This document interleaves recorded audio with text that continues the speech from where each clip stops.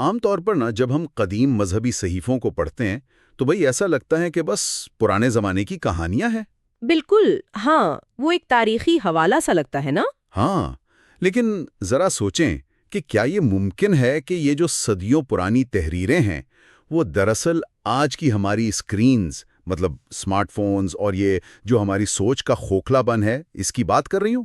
یہ تو واقعی بہت بڑا اور چونکا دینے والا دعویٰ ہے، اور آج کی ہماری اس گفتگو کا جو بنیادی مقصد ہے وہ عمران این حسین کی کتاب کا یہی جائزہ لینا ہے۔ بالکل، کتاب کا نام ہے دی قرآن، دجال اینڈ دی جسد۔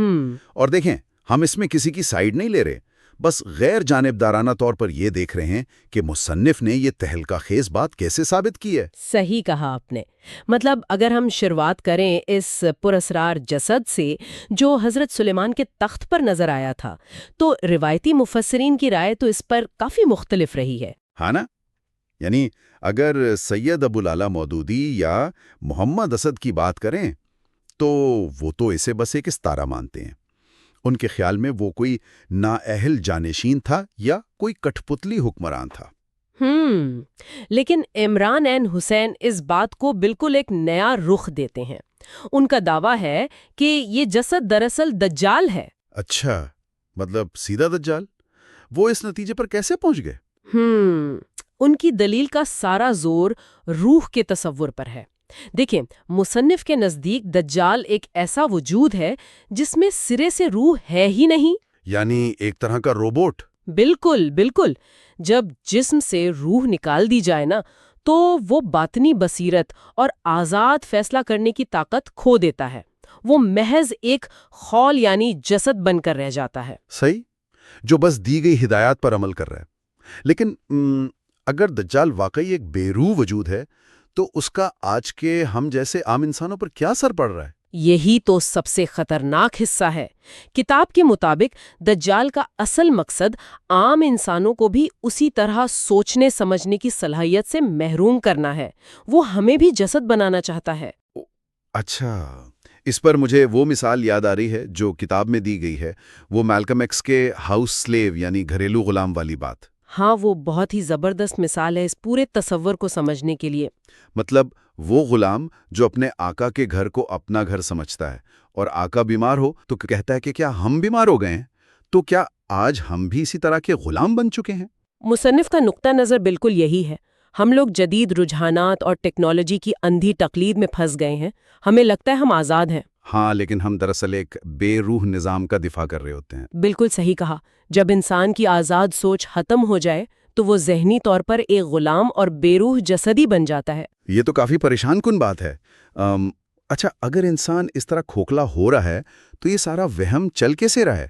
یہاں کتاب میں حضرت سلیمان کی وفات کا ایک دلچسپ ذکر آتا ہے۔ ہاں، وہ لاٹھی اور دیمک والا واقعہ۔ بالکل، روایتی طور پر تو یہی ہے نا کہ دیمک نے لاٹھی کھائی، وہ ٹوٹی اور جنوں کو پتہ چلا۔ لیکن مصنف یہاں کہتا ہے کہ دابت الارض کوئی کیڑا نہیں بلکہ آج کا وائرلیس انٹرنیٹ یا الیکٹرانک تابکاری ہے۔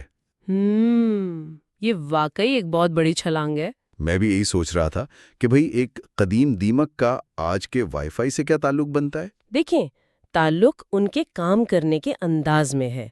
مصنف یہ استدلال دیتے ہیں کہ جیسے دیمک لکڑی کو اندر ہی اندر سے خاموشی سے کھوکھلا کر دیتی ہے اور باہر سے سب مضبوط لگتا ہے۔ بالکل اسی طرح آج کی یہ جو نظر نہ آنے والی الیکٹرانک لہریں ہیں نا، یہ اسمارٹ فونز اور انٹرنیٹ کی تابکاری، یہ انسان کی عقل اور یادداشت کو خاموشی سے کھا رہی ہیں۔ واہ، یہ تو محمد اسد کی تشریح سے بالکل الگ بات ہے۔ وہ تو اسے محض دنیاوی طاقت کے زوال کی تمثیل کہتے تھے۔ ہاں، لیکن یہ کتاب اسے ایک ٹھوس مادی حقیقت قرار دیتی ہے۔ یعنی یہی الیکٹرانک لہریں جدید دور کا وہ کیڑا ہے جو اس سارے طلسم کو ایک دن توڑ دیں گی۔ مطلب مصنف کے مطابق ہم ایسے دور میں ہیں جہاں سکرینز پورے معاشرے کو ایک اجتماعی جسد میں بدل رہی ہیں۔ بالکل، اور یہی چیز ہمیں اس کتاب کے سب سے چونکا دینے والے حصے کی طرف لے جاتی ہے۔ اور وہ حصہ یہ ہے کہ ساری خاموش الیکٹرانک تابکاری اور ذہنی زوال کا علاج کوئی نئی سائنسی ایجاد یا اینٹی وائرس نہیں ہے۔ ہاں، یہ بہت دلچسپ بات ہے کہ مصنف کے خیال میں اس کا حتمی توڑ قدیم روحانی وظائف میں چھپا ہے۔ بالکل، جیسے تلاوت قرآن، جو دماغ کو ان لہروں کے مضر اثرات سے بچانے کے لیے ایک ڈھال کا کام کر سکتی ہے۔ تو واقعی یہ ایک انتہائی غور طلب اور سوچنے والی بات ہے کہ کیا اس جدید ٹیکنالوجی کے طوفان سے بچنے کا راز انہی روحانی مشقوں میں ہے جنہیں آج ہم فرسودہ سمجھ کر نظر انداز کر چکے ہیں۔